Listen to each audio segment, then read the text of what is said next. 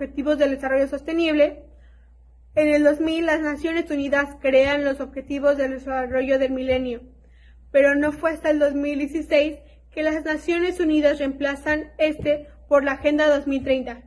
Esta agenda fue creada y aceptada por los 193 países miembros de las Naciones Unidas, que además busca alcanzar el desarrollo sostenible mediante 17 objetivos, que los cuales fomentan la equidad de género, educación de calidad, la paz, el fin de la pobreza y también buscar proteger el medio ambiente. Esta agenda se considera civilizatoria ya que pone en el centro a la persona, sus derechos y el desarrollo sostenible. Es universal ya que también busca crear una alianza entre cada país para que participe por igual. Y por último, es indivisible, ya que junta los 3 pilares del desarrollo sostenible: lo económico, social y del medio ambiente. Los Objetivos de Desarrollo Sostenible tuvieron avances en los últimos años. Sin embargo, tras la pandemia de COVID-19, aumentaron las brechas de desigualdad, lo que nos demuestra las fallas estructurales y las áreas de oportunidad en el manejo de la agenda a futuro. Algunos de los ODS más afectados fueron el número 5, la igualdad de género, número 12, el consumo responsable y el 13, la acción por el clima. Por ello, como lo menciona el secretario general de la ONU, Antonio Guterres, el desarrollo sostenible es más que un objetivo, es nuestra responsabilidad hacia el planeta y futuras generaciones. Y si queremos lograr el cumplimiento de la Agenda 2030, lo que necesitamos es una sociedad, una economía y un medio ambiente más inclusivo, sostenible y equitativo. Solo así conseguiremos este desarrollo sostenible. Muchísimas gracias. Aquí les dejamos nuestras referencias y el nombre de nuestros integrantes.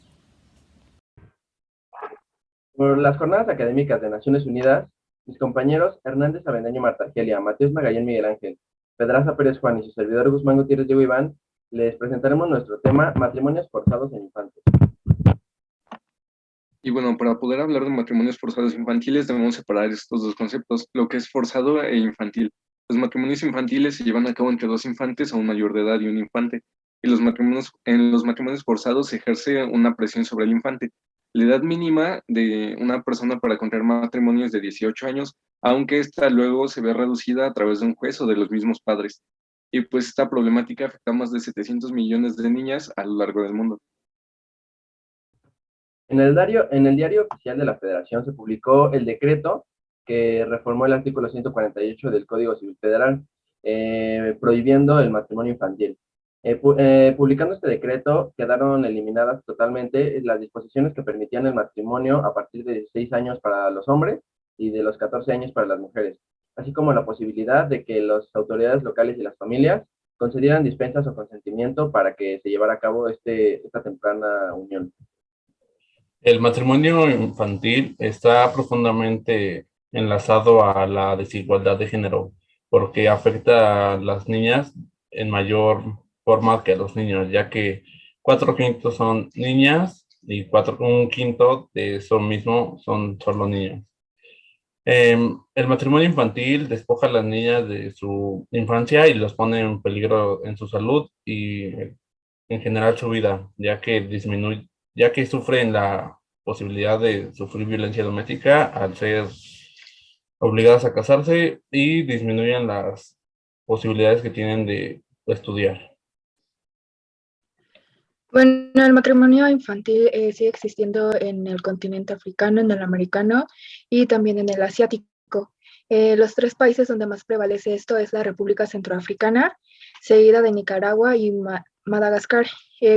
Por último, cabe mencionar que en el año 2016 la UNICEF junto con la UNFPA puso en marcha el Programa Mundial para acelerar las medidas encaminadas a poner fin al matrimonio infantil. Y eso sería todo de nuestra parte. Muy buen día a todos y todas. Somos un equipo de la Escuela Nacional Preparatoria Plantel 8 Miguel S. Schulz, conformado por Pérez de los Santos Mireidi Jimena, Hernández Ledesma Úrsula Jimena y su servidor Hernández Marín Santiago, estudiantes de la doctora Arcelia Moreno Agras. Expondremos un análisis y entendimiento del conflicto de Rusia-Ucrania. Esperamos que sea de su agrado y agradecemos su tiempo y atención. Introducción. La Unión Soviética. La Unión Soviética fue una nación creada en 1922. Esta destacó tanto políticamente como en la economía y también en su armamento militar. Esto la hizo llegar muy lejos a tal punto de ser una de las potencias más importantes de su época. Sin embargo, esto fue un arma de doble filo, pues se vio afectada tras estar en repetidas ocasiones involucrada en muchos problemas y enfrentamientos. Esto a su vez aumentó los problemas internos que la llevaron a su disolución en 1991, dejando así que las repúblicas que lo conformaban se declararan independientes. Ucrania fue una de las repúblicas que formaban parte de la Unión Soviética. Tras su caída en 1991, logró ser reconocida como una nación independiente. Sin embargo, ningún conflicto se había suscitado hasta el 2010, donde el presidente de ese entonces, Víktor Yanukovych, encarceló a varios opositores políticos, haciendo que la corrupción y el autoritarismo se hiciera presente y posteriormente trató de unirse a la ONU. Rusia, al ver que Ucrania estaba por unirse a la ONU, convenció al presidente para que esto no fuera posible. Una vez que el presidente tomó esa decisión y lo anunció, empezó la llamada Euromaidán, que fue un movimiento social en el que se pedía que se retomara el acuerdo para ingresar a la ONU. Pues recordemos que después de que el presidente huyera de Ucrania, Rusia aprovechó esto para invadir Crimea, ya que aquí se encontraba la primera base naval rusa y esto era considerado como el regreso de Crimea. Con la ayuda de Putin lograron separarse, sin embargo, estas no fueron reconocidas por ningún organismo internacional. Sobre Ucrania, la OTAN, en 2019 tenían la intención de unirse a la organización. Sin embargo, Vladimir Putin no quería permitir esto, debido a que él tenía miedo a verse desprotegido ante un ataque. En 2022, el presidente Vladimir Putin decidió reconocer a Donetsk y a Lugansk como repúblicas independientes, y para supuestamente calmar y ayudar, decidió atacar a toda Ucrania el 24 de febrero del 2022, con intereses geopolíticos, pues en Ucrania se encuentra la red de gasoductos que surte a Europa tanto de gas ruso como de países de Occidente. Ucrania pidió ayuda a la ONU y se dice que Rusia ya perdió, pues todo el mundo se le ha puesto en contra de lo que está haciendo y le han dado la espalda. Buen día, me presento, soy el doctor Ernesto Valenzuela Valdivieso del Colegio de Geografía, laboro en la Escuela Nacional Preparatoria, el plantel 8 Miguel de Schultz. El día de hoy les voy a presentar el tema que entendemos por turismo sexual infantil dentro de la 12ª edición de las Jornadas Académicas de Naciones Unidas. Voy a empezar con una introducción que me parece que será relevante para poder entender el tema en general. Sería la definición de turismo que nos da la Organización Mundial de Turismo, en donde refiere que es un fenómeno social, cultural y económico que supone el desplazamiento de personas a países o lugares fuera de su entorno habitual, por motivos personales, profesionales o de negocios. Esta definición engloba en general todo lo que se realiza en el turismo y no es una definición común en donde pensamos que, prácticamente el turismo es lo que realizan las personas cuando salen de su lugar de residencia y cuyo fin en general es viajar por descanso o por diversión, ¿no? En este caso, lo engloba como un fenómeno que tiene implicaciones culturales, tiene implicaciones políticas, también lo tiene en la cuestión económica. Bien, el turismo durante las últimas décadas hemos visto que ha tenido una importante expansión de crecimiento, no tan solo en número de turistas, sino también hacia los espacios a donde cada día llegan más turistas, hay una mayor oferta respecto a esta demanda.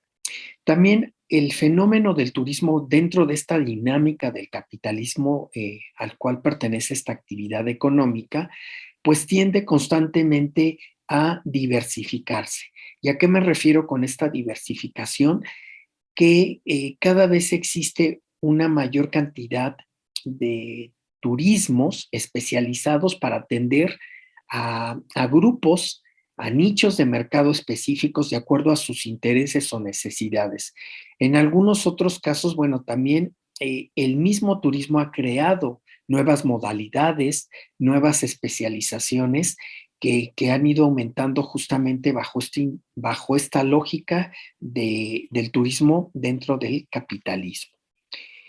Analizando las clasificaciones o las divisiones del turismo, me di cuenta que el turismo en general se puede dividir de acuerdo a estos 4 grupos que tengo aquí.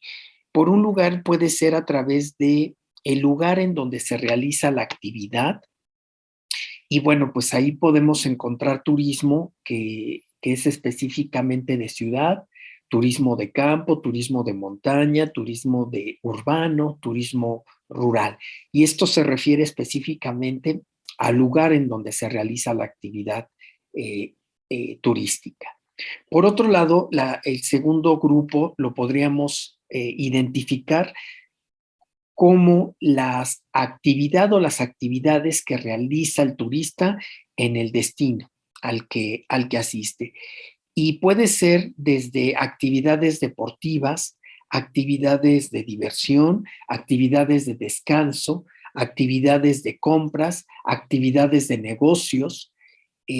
Son las actividades que propiamente realiza el turista y que pues a veces los mercados se dirigen hacia estas actividades como tal, ¿sí? Después, el otro grupo es el que se refiere al tipo de atractivo turístico que existe en el lugar. Entonces, hay varias clasificaciones que lo importante va a ser los atractivos, que pueden ser atractivos de museos, atractivos de edificios, atractivos de zonas arqueológicas, atractivos de visitas a recorridos.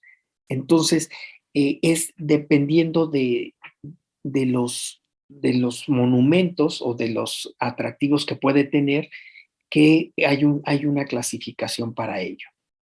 Finalmente, hay también divisiones que tienen que ver con el transporte y en particular, en este caso me refiero a los cruceros, en donde pues los turistas viajan en estos grandes barcos y la actividad se realiza en el barco la mayor parte del tiempo. Lo cierto es que sí bajan en algunas islas, en algunas playas, pero la mayor parte del tiempo ocurre dentro del barco como tal. Ya viendo estos 4 grupos en los cuales se puede orientar esta especialización, sería importante preguntarse en cuál de ellas va a quedar el turismo sexual, en qué clasificación lo podemos agrupar. Esto, bueno, lo tocaré más adelante, pero bueno, es importante reflexionar desde este momento en cuál categoría quedaría el turismo sexual. ¿Por qué la necesidad de clasificar? La necesidad de clasificar y de tener esta especialización es parte, como ya lo comentaba anteriormente, de esta dinámica que tiene el capitalismo de diversificar los mercados, siempre con la idea de obtener mayores ganancias, de expandir el mercado, de reinventar espacios, de utilizar espacios y darles nuevos usos turísticos, ¿no? Como son complejos industriales que se han reconvertido como sitios turísticos. Entonces, hay una dinámica dentro del capitalismo que genera nuevas necesidades, ¿no? Impone nuevas modas y a partir de ahí, bueno, se generan mercados de consumo justamente ya dirigidos específicamente hacia esas personas. Y justamente es lo que aquí manejo en los nichos de mercado que se orientan ya específicamente a deportistas, a empresas, a personas que quieren ir a ver aves o bien de la tercera edad. Y así vamos a encontrar una diversidad de clasificaciones que han aumentado día con día. Por otro lado, bueno, está esta situación de que estas clasificaciones también sirven a estas empresas que son las agencias de viaje para ofertar ofertar productos turísticos y que las personas que necesitan ayuda para orientarlas en su viaje, pues tengan todas esas opciones. Finalmente está la parte estadística. La estadística pues sirve para comparar estos mercados de consumo. Y entonces lo vamos a tener que estas divisiones son muy prácticas para todo ello. Bien, pasemos directamente ya al tema del trabajo de la investigación que tiene que ver con el turismo sexual. ¿De qué estamos hablando?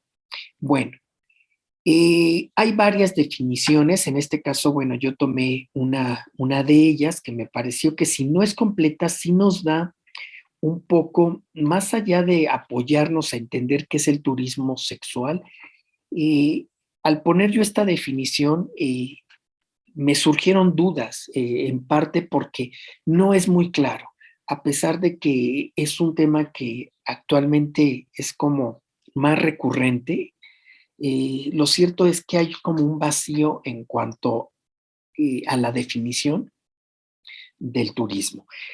En este caso, Taylor y Davis manejan que el turismo sexual se define como el acto de viajar donde la principal motivación del turista es conseguir sexo.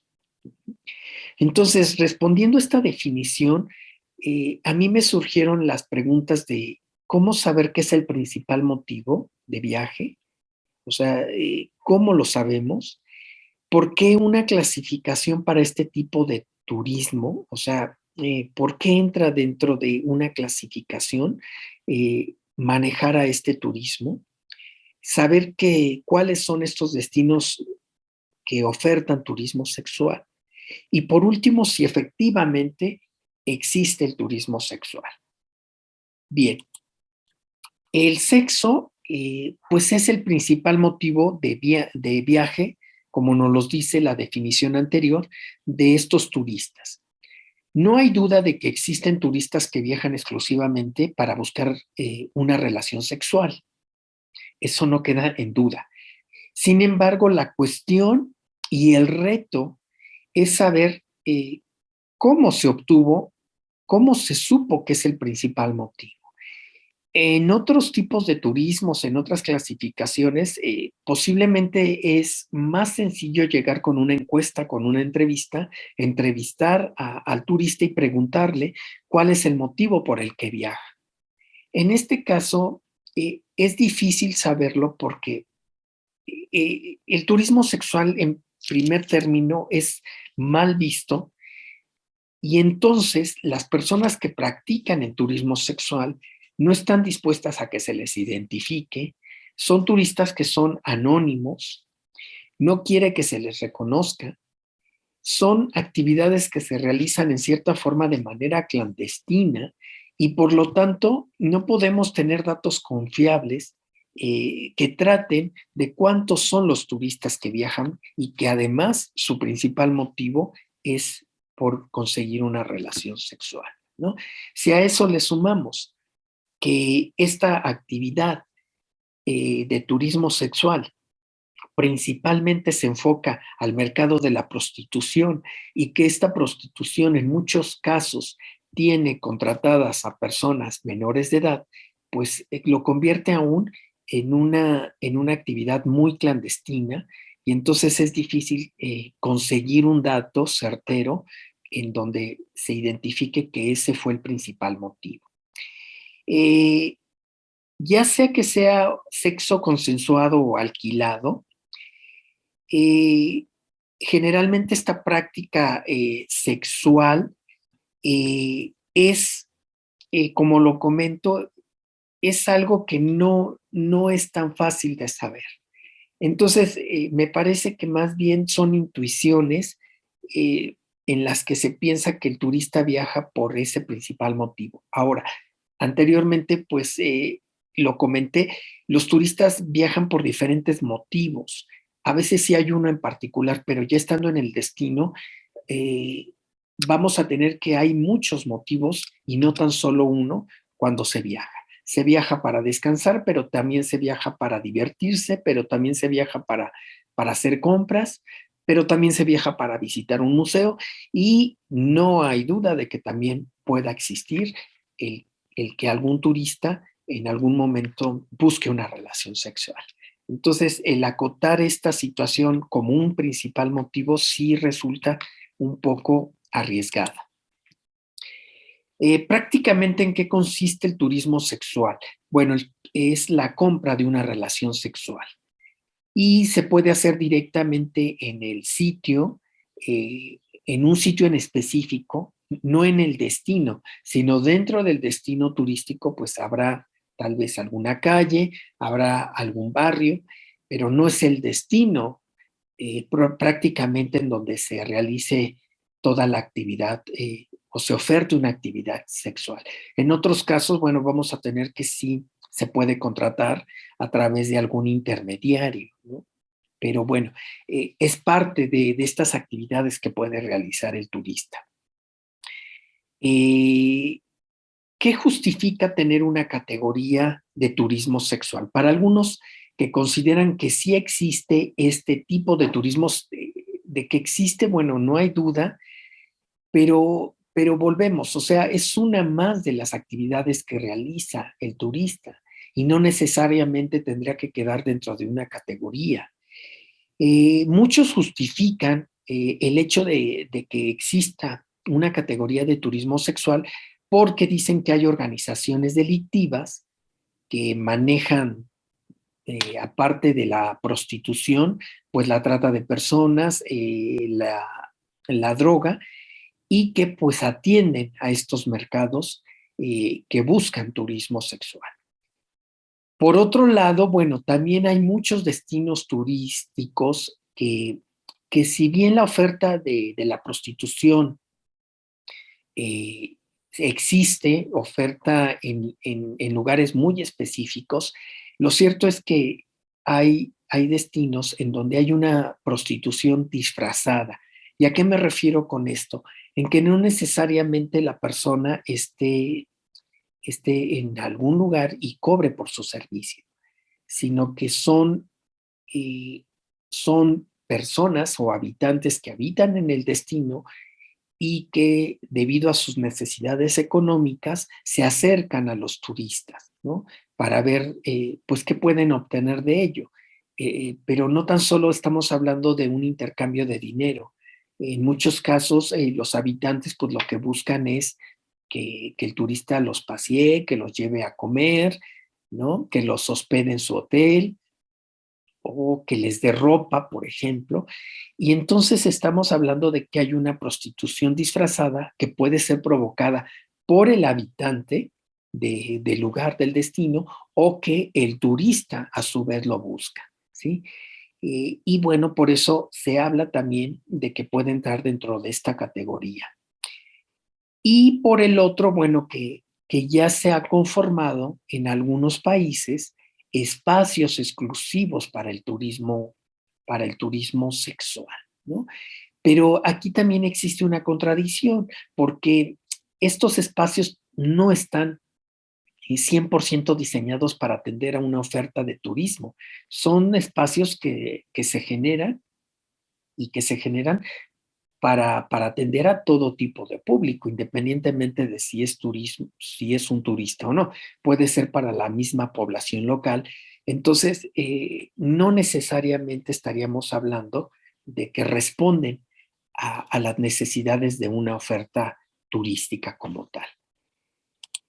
Si hay destinos exclusivos, buscando en Google, si hay países o si hay una oferta de destinos de turismo sexual, pues encontré el nombre de países tanto de Latinoamérica como puede ser desde México, Brasil, Centroamérica, el Caribe, en Asia, en África, en Europa, pues vemos que se mencionan países. Sin embargo, no encontré dentro de esta búsqueda que se promocione como si fuera una promoción para visita por parte de los países, o sea, que estas páginas sean de los países en donde estén ofertando parte de este turismo o que sean de agencias de viajes. En general son páginas que nos explican qué es el turismo sexual, en dónde ocurre, qué consecuencias tiene. Pero no es una oferta de que diríjase usted, si busca turismo sexual, a México, o diríjase a la India, o diríjase a Indonesia, ¿no? Ahora, me parece que es muy arriesgado clasificar o definir a un país como turismo sexual, porque en principio en todos los países prácticamente se realiza la prostitución, y la prostitución es el motor que impulsa este turismo sexual. Entonces, clasificar a un país dentro del turismo sexual es arriesgado, y a fin de cuentas esta promoción pues no resulta nada positiva para el país en cuestión. ¿Qué implicaciones tiene esta promoción del turismo sexual?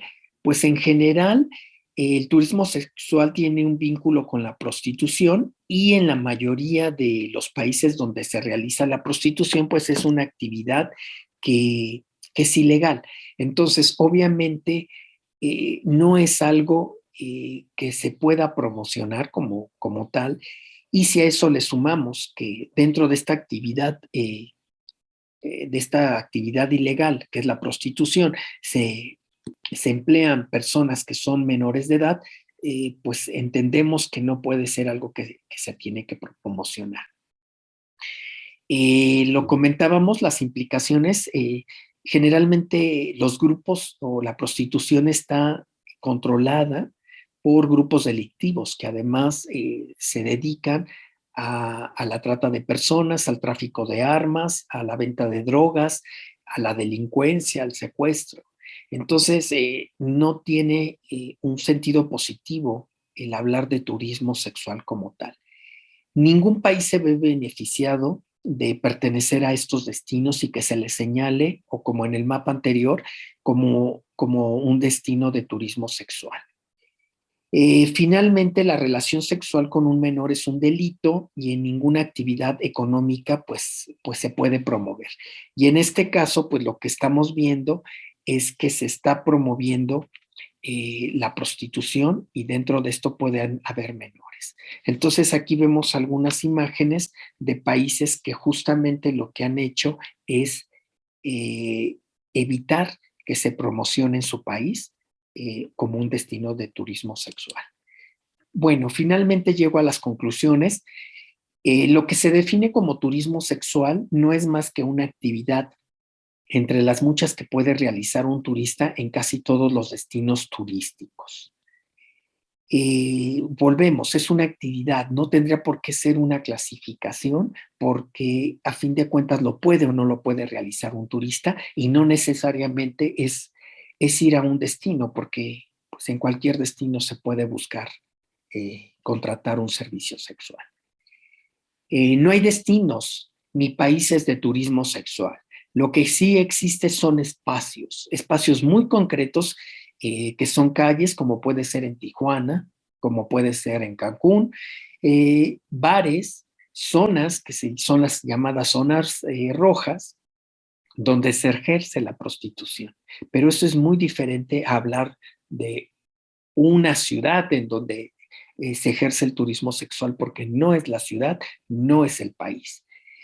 De manera contraria a lo que ha ocurrido con otras divisiones del turismo, el turismo sexual se ha construido primero en el imaginario y en la teoría, para después ajustarlo, construirlo en la realidad. De forma invertida, se ha manejado esta clasificación de turismo sexual, y posteriormente se le ha tratado de buscar cuáles son los lugares que reflejan esta realidad. Entonces es algo contrario, ¿no? Porque se ha forzado la teoría para ajustarlo un poco a la realidad, o inventarla hasta en cierta forma. Finalmente, no se debe promover un turismo que en un principio no existe como tal, y además se sustenta en la mayoría de los casos en actividades ilícitas como la trata de personas y la prostitución de menores de edad. Entonces, de las recomendaciones que se tienen que hacer para evitar el turismo sexual infantil, pues es justamente evitar promover este tipo de turismo que no existe, que es una actividad y que además tiene implicaciones que no son nada positivas dentro de lo que se maneja como el turismo, ¿no? Entonces me parece que ahí está, si entendemos cómo es esta dinámica, pues efectivamente no se debe de promocionar, y más allá de promocionar, se debe evitar como categoría, ¿no? No entrar dentro de esas categorías que vimos en un principio.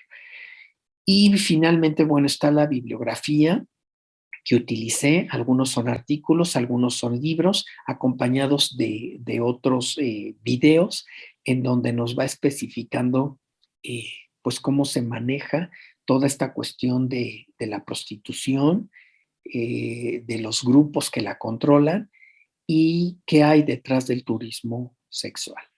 Bueno, por mi parte sería todo. Agradezco mucho su atención y la invitación para participar en estas jornadas.